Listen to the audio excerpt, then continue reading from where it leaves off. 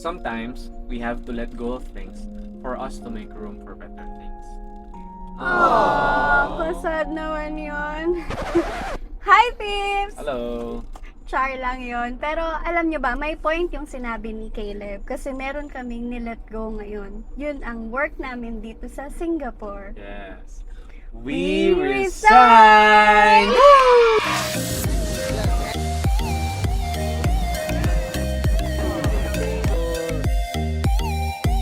Ayun, Pips. Nag-submit na nga kami ng resignation letter namin today. Kasi plan namin mag-land sa Canada before winter. So, kamusta yung pakiramdam mo ngayon na nabigay mo na yung resignation letter mo? Siyempre, mixed emotions eh. Una, masaya ka. Masaya ako, siyempre, kasi tatahak na ako sa bagong journey. Panibagong challenges. And kasama kayo, siyempre, ang family. At pangalawa, malungkot, siyempre. Kasi this is my first job. Bigyan ko lang kayo ng konting background sa trabaho ko dito. 2017, dumating ako sa Singapore.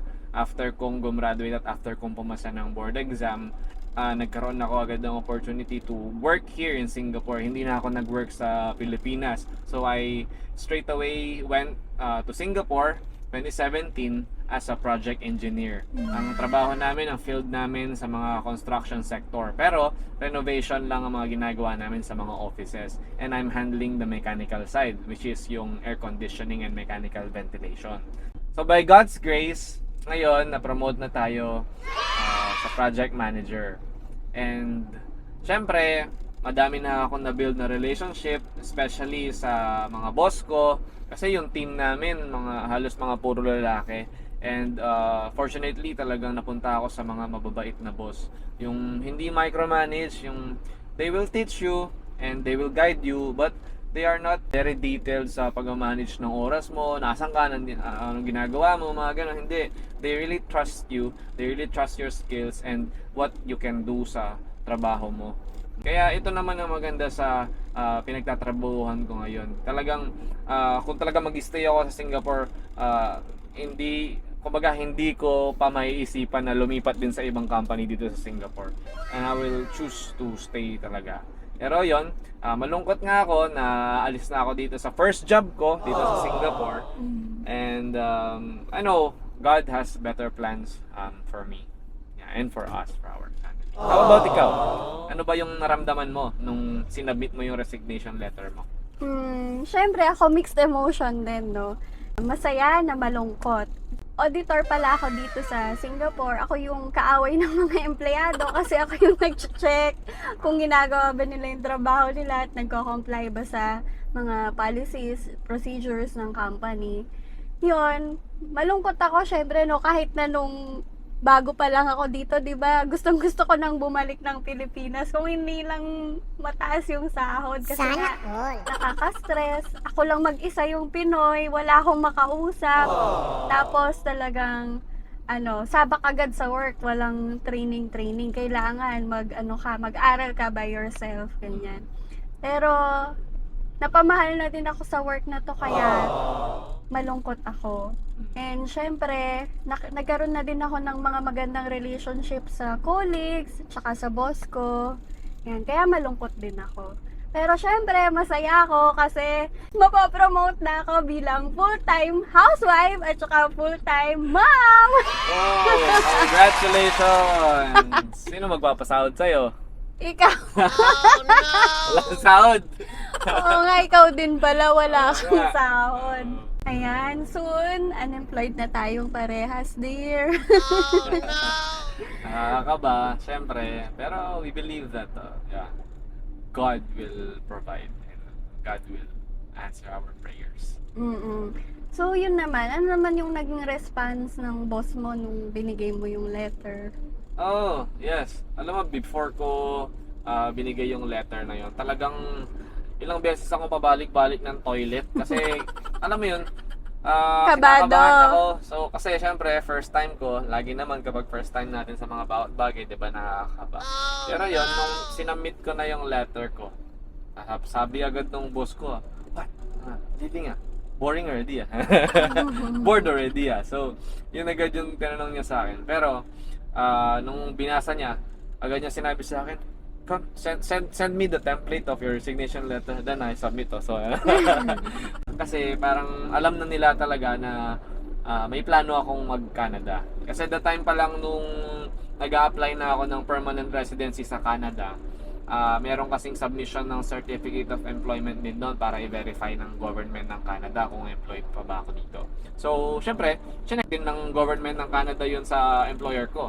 So, nagkaroon din sila ng idea na ako nagpaplanong mag-migrate nga sa Canada.